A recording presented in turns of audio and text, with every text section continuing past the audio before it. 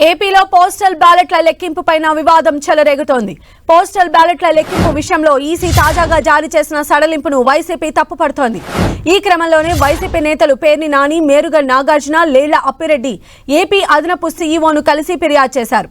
Postal ballot కవర్ల దగ్గర నుంచి 13A, 13B నిబంధనలు అన్ని ముందే చెప్పారని, కానీ ఇప్పుడు మళ్లీ సడలింపులు ఏంటని పేర్ని నాని అభ్యంతరం తెలిపారు. ఈసీ స్పందించకపోతే కేంద్ర ఎన్నికల సంఘానికి ఫిర్యాదు చేయడంతో పాటు పోరాటానికి సిద్ధమవుతామని ప్రకటించారు. మరోవైపు వైసీపీ అభ్యంతరాలపైన ఈసీ తీవ్రంగా స్పందించింది. దేశవ్యాప్తంగా ఒక రూల్ ఉంటే ఏపీలో మరో రూల్ అమలు చేస్తారా అంటూ ప్రశ్నిస్తోంది.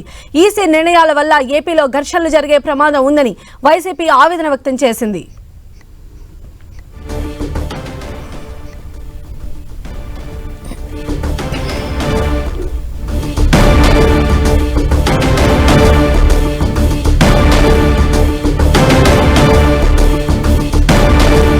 ఏపీలో పోస్టల్ బ్యాలెట్ల లెక్కింపు పైన వివాదం అనేది ఇప్పుడు ఈసీ వర్సెస్ వైసీపీగా మారిన పరిస్థితి కనిపిస్తోంది.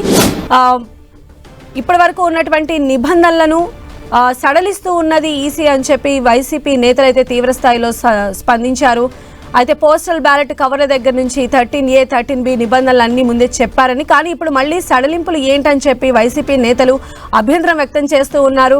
అయితే ఈసీ గనక ఈ విషయం పైన రియాక్ట్ అవ్వకపోతే కేంద్ర ఎన్నికల సంఘానికి కూడా ఫిర్యాదు చేస్తామని చెప్పి అంటున్నారు. అదేవిధంగా న్యాయ పోరాటానికి కూడా సిద్ధమవుతామని చెప్పి ప్రకటించారు. ఇక మరోవైపు వైసీపీ అభ్యంతరాలపైన ఈసీ కూడా అంతే స్ట్రాంగ్ గా కౌంటర్ ఇస్తోంది. దేశం మొత్తం ఒక రూల్ ఉంటే ఏపీలో మాత్రం ఒక రూలా అని చెప్పి ఈసీ అంటోంది.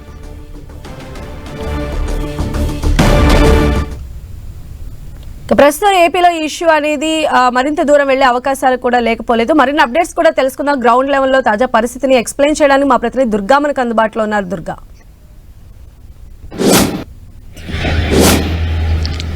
సంధ్య, పోస్టల్ బ్యాలెట్ల ఓట్ల లెక్కింపులో అనుసరించాల్సినటువంటి నియమాలు ఏవైతే ఉంటాయో ఆ నిబంధనలకు సంబంధించి ఈసీ తాజాగా విడుదల చేసినటువంటి గైడ్ లైన్స్ లో ఇప్పుడు వివాదం తలెత్తింది. ఏదైతే పోస్టల్ బ్యాలెట్ ఓట్లకు సంబంధించి ఓటుకు సంబంధించినటువంటి వెనకాల గెజిటెడ్ ఆఫీసర్ సంతకం లేదంటే స్టాంపు రెండు కూడా ఉండాలని గతంలో చెప్పారు. కానీ ఇప్పుడు తాజాగా వచ్చినటువంటి నిబంధనల ప్రకారం గెజిటెడ్ ఆఫీసర్ సంతకం లేకపోయినా స్టాంపు లేకపోయినా కూడా అనుమతించాలంటూ కూడా ఈసీ ఆదేశాలు ఇచ్చినటువంటి నేపథ్యంలో ఈ వ్యవహారంపై వైఎస్ఆర్సీపీ సీరియస్ గా రియాక్ట్ అయిందని చెప్పాలి. ఎందుకంటే నిన్న ఆల్రెడీ ఈసీకి ఫిర్యాదు కూడా చేయడం జరిగింది. ఈ పోస్టల్ బ్యాలెట్ లెక్కింపుకు సంబంధించి మొదట్లో ఏవైతే రూల్స్ ఇచ్చారో వాటిని ఫాలో అవ్వాలి, కొత్త నిబంధనలు ఫాలో అవడం వల్ల ఘర్షణలు తలెత్తే అవకాశం ఉందంటూ కూడా వైఎస్ఆర్సీపీ అభ్యంతరం వ్యక్తం చేసింది. ముఖ్యంగా 13A, 13Bలో గతంలో ఇచ్చినటువంటి ఫార్మ్స్ ఏవైతే ఉంటాయో వాటినే అనుమతించాలి తప్ప ఇప్పుడు కొత్తగా తీసుకొచ్చినటువంటి రూల్ దేశంలో ఎక్కడా కూడా లేదు, కేవలం ఏపీలో మాత్రమే అమలు చేస్తున్నారు. ఇది ఎంతవరకు కరెక్ట్ అనేది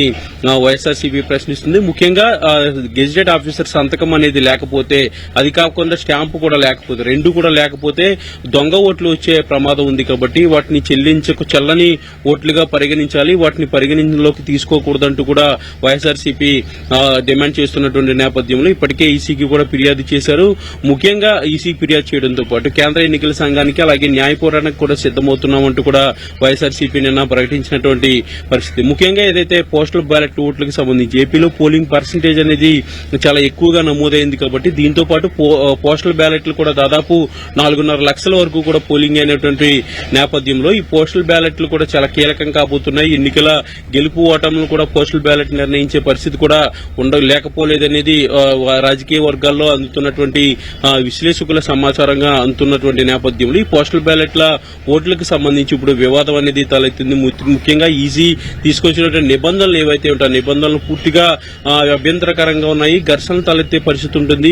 గెజిటెడ్ ఆఫీసర్ సంతకం లేకుండా అనుమతించాలి అనే రూల్ ఏదైతే తీసుకొచ్చారో ఆ రూల్ ఎంతవరకు కరెక్ట్ అంటూ కూడా వైఎస్ఆర్సీపీ ప్రశ్నిస్తున్న నేపథ్యంలో ఈ విషయంలో చాలా సీరియస్ గానే వైసీపీ ముందుకెళ్తుందని చెప్పాలి. ఎందుకంటే పోస్టల్ బ్యాలెట్ ఓట్లు లెక్కింపు అనేది ముందుగా జరుగుతుంది కాబట్టి ఆ సమయంలో ఈ సంతకాలకు సంబంధించి ఎక్కడైనా గంట గెజిటెడ్ ఆఫీసర్ సంతకం లేకపోయినట్లయితే ఆ విషయంలో ఘర్షణ అనేది చోటు చేసుకునే పరిస్థితి ఉంది. కాబట్టి చూసుకుంటే దీనికి సంబంధించినటువంటి ఒక క్లారిటీ త్వరగా ఇవ్వాలంటూ కూడా వైఎస్ఆర్సీపీ డిమాండ్ చేస్తున్నటువంటి నేపథ్యంలో ఈసీ దీనికి సంబంధించి ఎలాంటి రియాక్ట్ అవుతుంది, వైసీపీ ఇచ్చినటువంటి ఫిర్యాదుకి ఈసీ రియాక్ట్ అయ్యి ఈ నిబంధనలు సరళిస్తుందా లేదంటే ఏదైతే నిబంధన కొత్తగా తీసుకొచ్చారో దాన్నే కొనసాగిస్తారనే దానికి సంబంధించి కూడా క్లారిటీ అయితే ఈ రోజు వచ్చే అవకాశం కనిపిస్తుంది. ఈ రోజు ఈసీ నిర్ణయం ఏం తీసుకుంటుంది అనేది ప్రకటించిన తర్వాత కేంద్ర ఎన్నికల సంఘానికి ఫిర్యాదు చేయడం లేదంటే న్యాయ పోరాటం చేయడం అనే దానికి సంబంధించి కూడా వైఎస్ఆర్సీపీ ఫార్వర్డ్ స్టెప్ అయితే తీసుకునే అవకాశాలు కనిపిస్తున్నాయి. రైట్ దుర్గా.